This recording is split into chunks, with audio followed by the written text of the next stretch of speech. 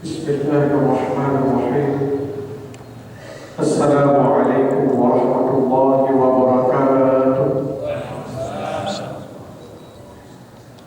Innal hamdalillah nahmaduhu wa nasta'inuhu wa nastaghfiruh wa nu'minu bihi wa natawakkalu alayhi. Man yahdihillahu fala mudilla lahu wa man yudlilhu fala hadiya lahu. Asyhadu an la ilaha illallah wahdahu la syarika lahu wa asyhadu anna Muhammadan 'abduhu wa rasuluh. Allahumma shalli wa sallim wa barik 'ala sayyidina Muhammad wa 'ala alihi wa sahbihi ajma'in. Qala Allah 'azza wa jalla fi kitabihil karim. A'udzu billahi minasy syaithanir rajim. Qad aflaha man zakkaha wa qad khaba man dassaha. Wa qala Rasulullah sallallahu alaihi wasallam fi ma'na al-hadits, inna hadhihi al-quluba tasda' kama yasdaqu al-hadid idza asabahu al-ma'. Qala wa ma jilauha ya Rasulullah? Qala kathratu dzikri al-maut wa tilawati al-Qur'an. Sadaqallahul 'azim wa sadaqa rasuluhul karim wa nahnu 'ala dhalika minasy syahidin wasyakirin. Walhamdulillahi rabbil alamin. Dengku-dengku, bapak-bapak, ibu-ibu, hadirin dan hadirat sidang jemaah salat maghrib yang dirahmati, dimuliakan dan dicintai oleh Allah Subhanahu wa taala. Bersyukur kita kepada Allah Subhanahu wa taala. Allah Subhanahu wa taala masih memberikan kepada kita kesempatan yang sangat berharga sekali, yaitu kita berada di dalam rumahnya yang mulia ini. Dikatakan bahwa sebaik-baik tempat di atas bumi Allah Ta'ala ini adalah rumah-rumahnya, yaitu masjid-masjid, dan sejelek-jelek tempat adalah pasar-pasar. Dalam hadis yang lain Nabi SAW bersabda bahwa masjid adalah rumah orang-orang yang bertakwa. Semoga dengan duduknya kita sebentar di dalam rumah Allah Ta'ala ini, Allah Ta'ala golongkan kita di dalam kalangan orang-orang yang bertakwa kepada Allah Subhanahu wa Ta'ala. Amin ya rabbal alamin. Salat beriring salam, mari kita hadiahkan kepada kekasih Allah, Habibullah, kekasih kita, wa habibuna wa ustadzuna al-kiram, guru kita yang mulia, Baginda Al-Mustafa Muhammad sallallahu alaihi wasallam. Satu kali seorang hamba mengucapkan selawat kepada Rasulullah sallallahu alaihi wasallam, maka Allah Ta'ala akan berselawat kepada hamba itu sebanyak 10 kali. Dan selawat yang diucapkan oleh umat Rasulullah sallallahu alaihi wasallam ini, Allah Ta'ala akan sampaikan kepada baginda Nabi Muhammad sallallahu alaihi wasallam. Yang karena selawat inilah yang diucapkan oleh umatnya inilah nanti menjadi sebab bagi Rasulullah SAW memberikan syafaat kepada umatnya. Semoga kita yang berhadir pada malam ini, Allah Ta'ala berikan kepada kita syafaat baginda Nabi Muhammad SAW. Amin ya rabbal alamin. Bapak Ibu yang dirahmati oleh Allah Subhanahu wa taala, pada diri manusia ada 2 unsur.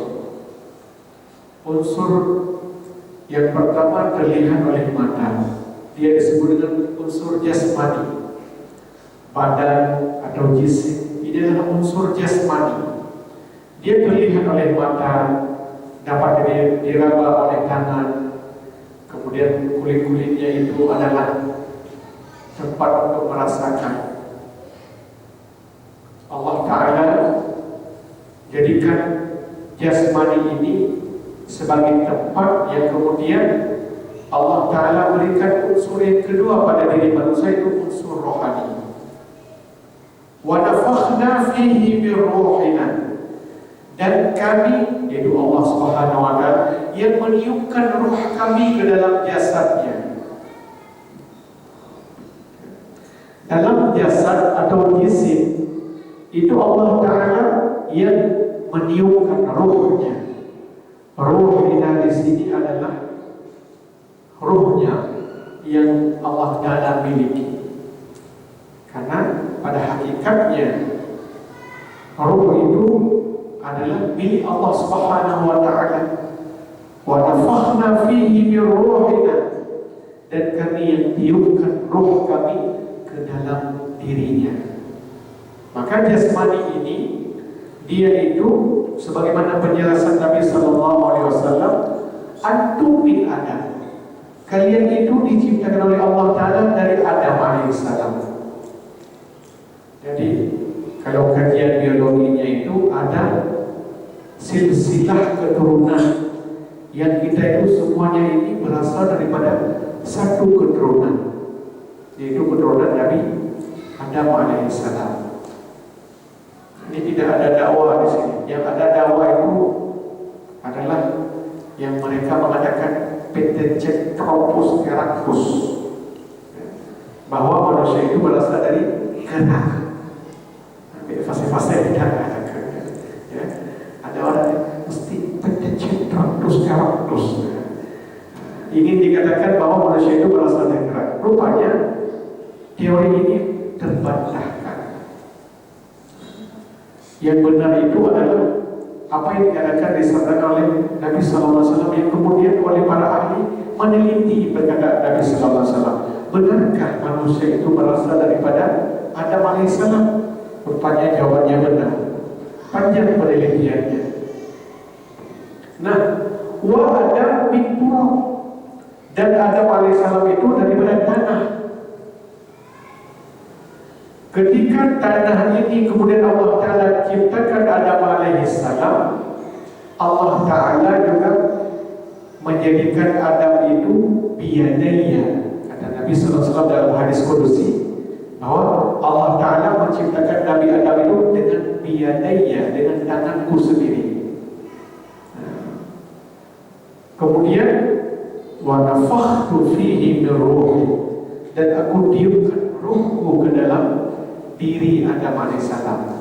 Sudah ada jasadnya, kemudian dihembuskan. Jadi dari gambaran penjelasan ini, pada diri manusia itu ada dua unsur, unsur jasmani dan unsur rohani. Nah, jasmani manusia itu dapat dia hidup, bergerak, makan, minum, berjalan, melihat, mendengarkan, dapat meraba, dapat melangkah. Kesemuanya itu adalah karena di dalam jasadnya itu, jisimnya itu ada roh. Kapan jasad itu tidak lagi dapat berbuat apa-apa? Ketika roh itu diambil kembali. Oleh siapa? Oleh Allah Subhanahu wa Ta'ala.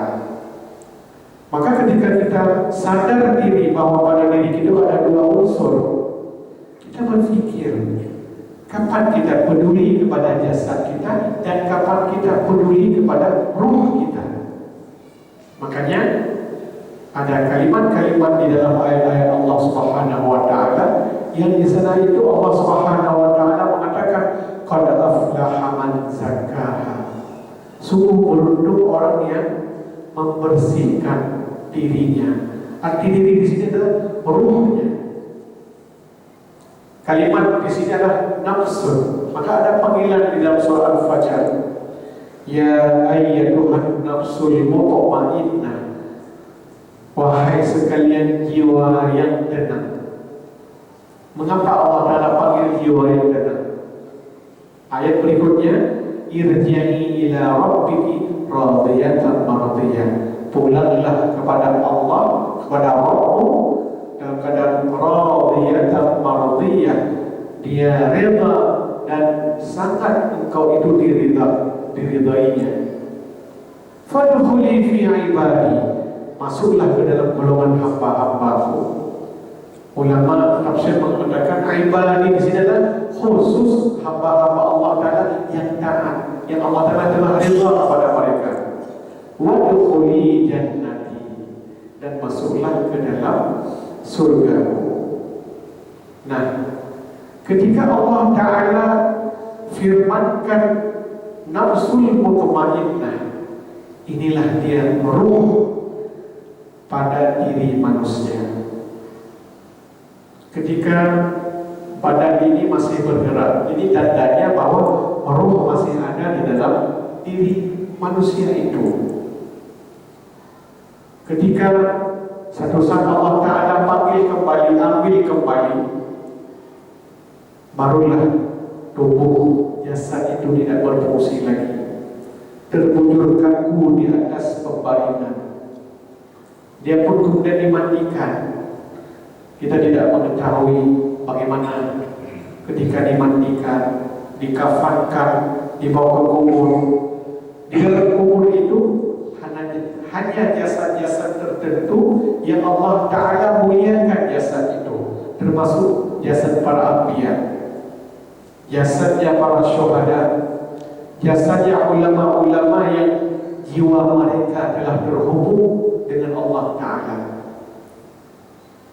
jiwa-jiwa yang Allah Ta'ala selamatkan karena memang ada di dalam diri jiwanya itu telah bersih kepada Allah Subhanahu wa Ta'ala. Maka kalau kita mendengar berita itu di Arab Saudi, setiap hari ada orang yang meninggal dunia, setiap hari, dan bukan satu pengumuman seperti kita di Indonesia atau di kampung kita, inna lillahi wa inna ilaihi raji'un, dalam berpulang ke rahmatullah, disebutkanlah namanya, binnya, umurnya berapa, mari kita nanti bertakziah, mengadakan tajhiz kepada almarhum atau almarhumah. Ini di Arab Saudi, terutama di dua kota Mekah dan Madinah. Dalam satu hari 5 waktu pasti ada orang yang disalatkan jenazahnya. Bayangkan setiap hari itu kemana dibawa. Kisahnya rupanya salah seorang ulama kita, yaitu Kiai Maimun Zubir. Ini beritanya, beliau akan digali kuburannya, kemudian akan dipindahkan. Kabar daripada para mutawif itu setelah sekian lama dikuburkan, maka pemerintah akan mengumpulkan tulang belulang itu dan akan dibawa ke tempat lain. Ketika digali kubur Kiai Maimun Zubir, apa yang terjadi? Jasadnya masih utuh, dan untuk memuliakannya tetap di tempat itu, tidak dipindahkan. Ini jasad-jasad di antara jasad-jasad yang Allah Ta'ala selamatkan. Mengapa? Karena Allah Ta'ala telah menjadi bagian daripada ruh yang dititipkan pada jasad daripada almarhum tersebut. Bapak Ibu yang dirahmati oleh Allah Subhanahu wa Ta'ala, makanya dalam sebuah doa yang diajarkan oleh Nabi sallallahu alaihi wasallam, Allahumma ati nufusana taqwaha. Ya Allah, ati nufusana taqwaha, berikan kepada jiwa kami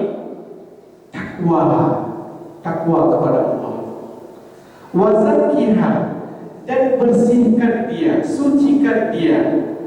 Anta khairu man zakkaha, karena engkaulah maha yang mensucikannya. Anta waliyuha, engkaulah yang memilikinya, wa maulaha, dan yang memimpinnya. Maka doa ini dijadikan sebagai doa untuk memohon kepada Allah Subhanahu wa taala. Nah, ketika kita sudah mengetahui apa yang ada pada jasad kita, mungkin untuk jasad kita lebih paham bagaimana cara membersihkan diri, maka mandilah sehari itu 2 kali dalam sehari. Kalau orang yang tinggal di tempat yang ada musim dingin, mungkin mereka mandinya itu jarang-jarang, 2 kali, 2 hari sekali, atau minimal 1 hari sekali. Itu tempat yang turun salju. Tapi kalau kita di tempat kita ini, untuk menjaga tubuh kita itu kita mesti mandi minimal pagi sekali, sore sekali, seperti kita akan dalam maghrib. Mengapa? Karena kita tidak merasa tenang ataupun merasa nyaman dengan kondisi tubuh kita ini tidak bersih, sehingga untuk lebih wangi pakai sabun ini, pakai sabun itu, ya. Kemudian juga menambahkan hal-hal lain yang membuat tubuh kita itu akan bersih. Kemudian untuk tubuh itu diberi makanan, minuman yang bergizi, ya. Sekali dikasih makanan bergizi, mana cukup? Kita makan sekali sehari 3 kali, tapi ini diberi makanan bergizi sekali, tak cukup. Makanya untuk makanan itu jasad kita itu lebih mengetahuinya apa yang dimakan. Yang kedua, rohani kita ini, dia itu akan terus memerlukan kepada makanan. Apa makanan rohani? Tentunya makanan rohani itu adalah amalan-amalan rohaniah. Disebutlah amalan rohaniah yang dapat membersihkan. Kalau jasad itu bersih gara-gara mandi, maka rohani kita akan bersih karena ada amalan-amalan yang membuat rohani itu bersih. Apa di antaranya? Sebagaimana yang telah kita bacakan tadi di dalam hadis Nabi sallallahu alaihi wasallam. Nabi sallallahu alaihi wasallam bersabda, "Inna hadhihi quluba tasdaq."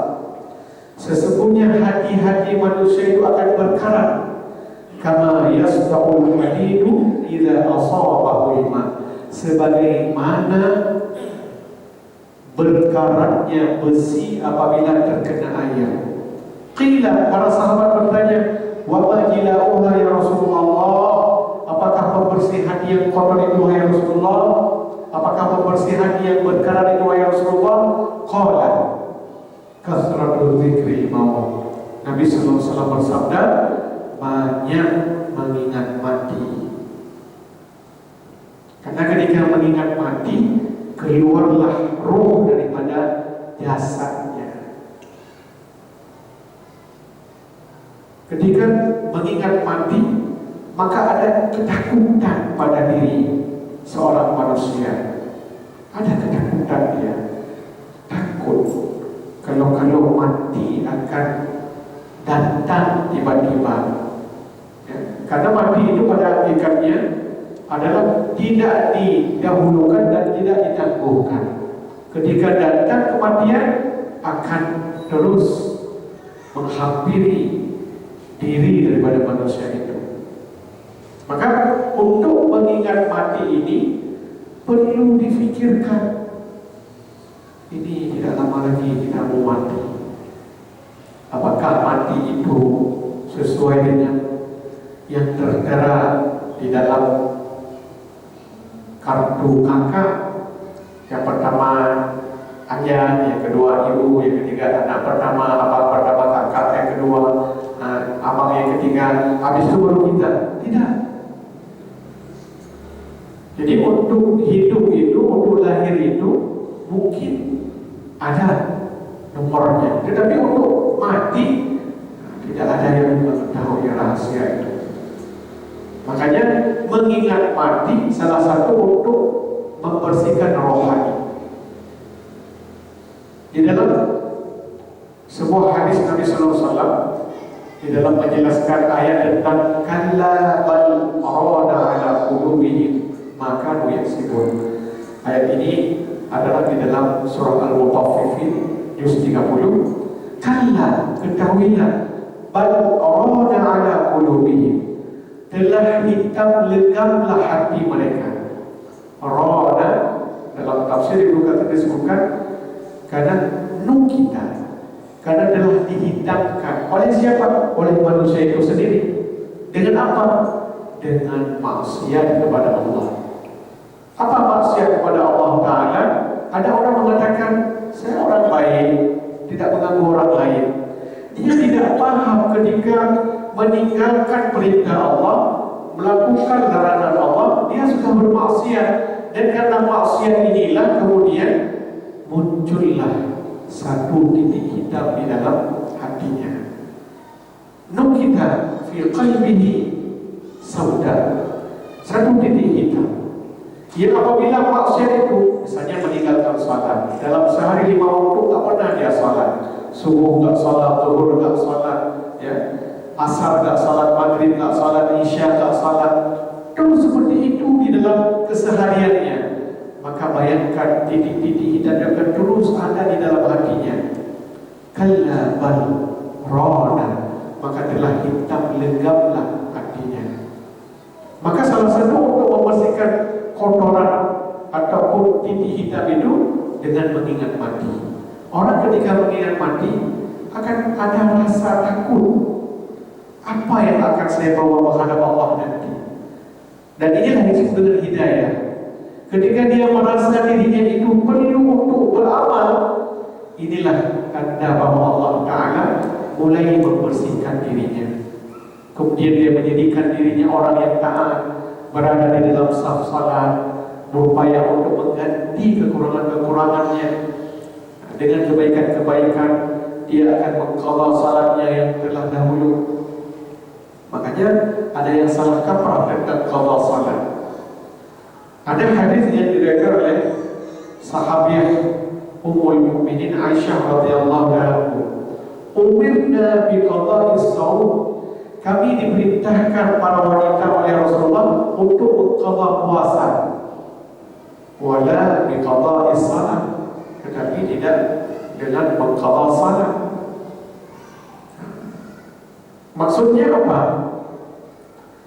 Ketika wanita-wanita datang bulan berhaid, maka mereka tidak diwajibkan untuk melaksanakan salat, tetapi puasa disuruh untuk menggantikannya pada waktu yang lain. Kemudian hadis ini disalahartikan oleh golongan tertentu. Kalau kita pada masa jahiliyah dahulu, ya, tertinggal salat, tak perlu ganti salat. Nanti salat-salat sunat aja atau salat-salat lainnya atau bertobat-tobat saja dengan istighfar. Ulama hadis sepakat bahwa hadis ini adalah untuk wanita yang berhaid, tidak untuk laki-laki. Karena orang laki-laki tidak ada yang berhaid, ya, kan begitu pemahaman sederhananya. Hanya orang agama yang datang bulan tidak ada, kecuali ngaku-ngaku dan sebagainya.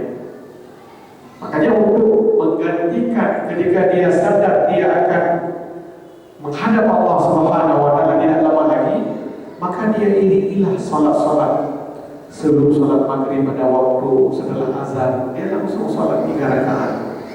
3 rakaat itu sebagai qada'an, ya, menggantikan salat yang pernah dia tinggalkan selama hidupnya.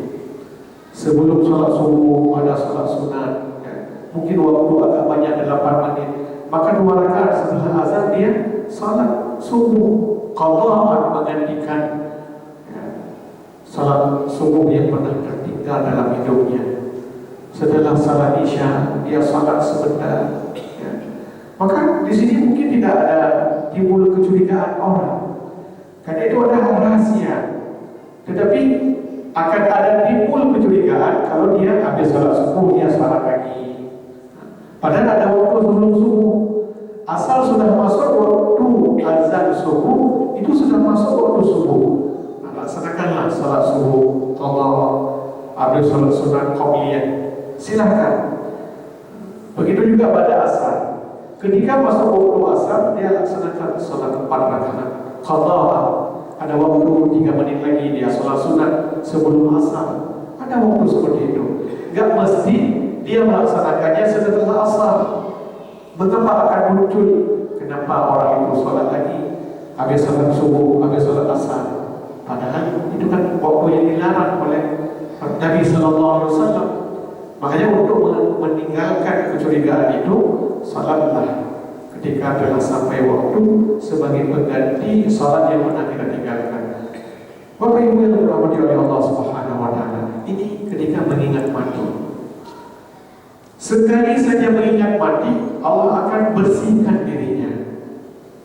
Karena janji, Innallaha la yukhliful mi'ad.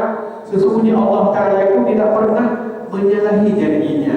Kalau janjinya akan dibersihkan hati yang berkarat, hati yang kotor, maka Allah Ta'ala akan bersihkan. Ini yang pertama. Yang kedua, wa tilawatil Qur'an, membaca Al-Quran. Maka membaca Al-Quran itu adalah bagian daripada seseorang menghadirkan Allah dalam hatinya. Ayat-ayat yang dibaca oleh seorang hamba akan langsung didengar oleh Allah Subhanahu Wa Taala. Karena pada hakikatnya amalan seorang hamba itu akan didengar oleh Allah Subhanahu Wa Taala. Bahkan ada orang yang membaca dengan bacaan yang sir. Dalam sebuah mafhum hadis yang panjang, Allah memerintahkan malaikat untuk memeriksa amalan hamba. Wahai malaikatku, tulislah apa yang dilakukan oleh hamba-hambaku, ditulis. Sudah wahai Allah, sudah aku tulis semuanya, kata malaikat. Tidak. Ada lagi amalannya yang kau tidak mengetahui. Aku sudah tulis semua. Makanya ada orang yang mengatakan Allah melihat malaikat mencatat. Ini rupanya apa yang didengar oleh malaikat yang diucapkan secara jihad. Bismillahirrahmanirrahim. Nah, bacaan ini ditulis oleh malaikat. Tulis terus, otomatis. Tidak ada yang terluput daripada catatan malaikat. Apakah capek malaikat? Tidak pernah capek. Karena itu adalah perintah Allah. Dan dia tidak bermaksiat. Malaikat itu tidak ada sifat maksiat kepada Allah. Makanya catat terus. Jadi bagaimana dicatatnya? Apakah di kertas? Di kertas ini bukan. Kalau kita sekarang ini sudah ada HP Android, di dalamnya itu ada catatan-catatan yang kemudian tersimpan di dalam Android itu, disebut dengan digital. Maka inilah yang terjadi nanti. Orang akan melihat layar sendiri pada hari kiamat.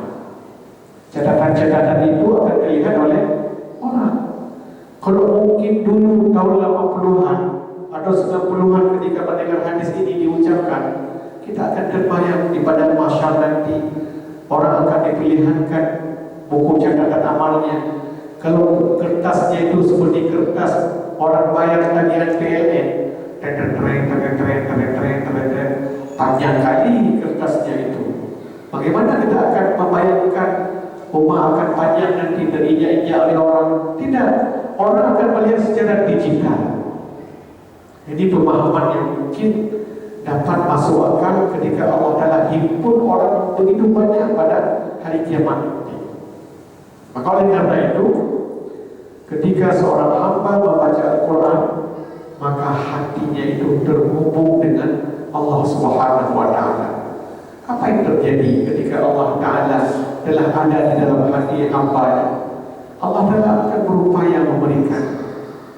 Kalau hamba-Nya itu kotor hatinya, dibersihkan.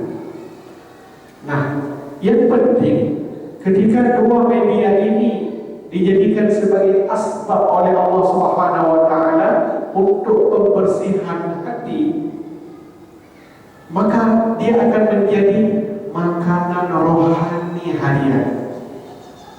Tiap hari kita ingat mati. Caranya bagaimana? Orang yang mau dekat mati, kita jihad, kita kunjungi. Siapa orang yang dekat dengan mati? Orang sakit. Ya, orang sakit itu